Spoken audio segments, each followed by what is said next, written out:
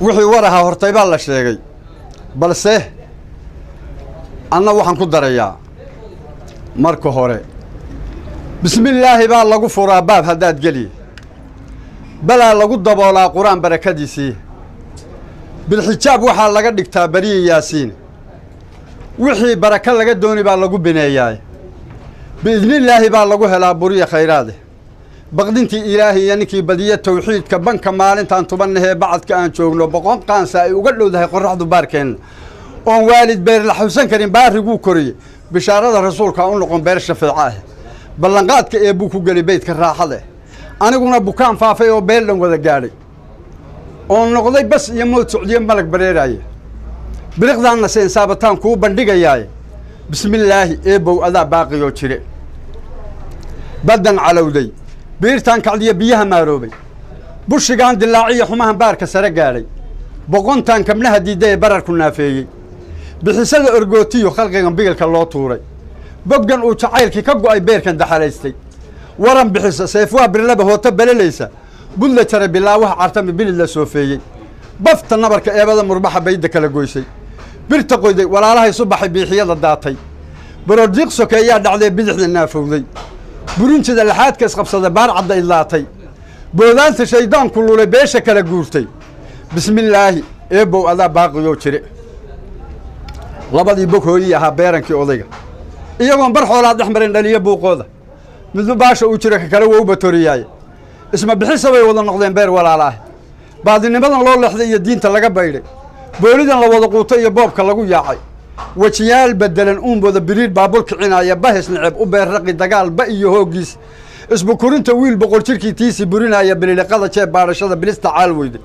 bowdka dhaca habeenkoo bartegay maati biltiridda birigaata duul wada noqdiyo baqalyo rooraysa bismillaahi eebbow adaa baaqiyoo jire bu'da nabarka waa lala helay talada baawowday buubaalka awrki sidee dheeligow badatay iyo nabadda boobaha ku xidhan qoriga baadkiisa bamba qaraxda beeka emkan baaska loo ridayo baabuurtan buudiga la jaray iyo baroon saaran biitemka baaruudanjii 100,000 oo su'a bagaasaha shilkaha lagu rakibay wada butaacaya beebeegu waa sahal intaan kaara soo bixine baasuuka lagu toogto oo biraha shiilaya bm lagu callaqay baa ku dhacay beydkii noloshii naga bixi allahayow adaa baaqiyoo jire naga bixi allahayow adaa baaqiyoo jire bale hurudabee nagu kacsheen goor bariisa ah budkeedii intay qaadato biliga dheeraysay ma burburisay boodkiiyo dudadii baahadii dariska ma ku beertay dulan buuba iyo cirib ku boogobay ma badugtay bilicdii dalkiiyo baalashii ubax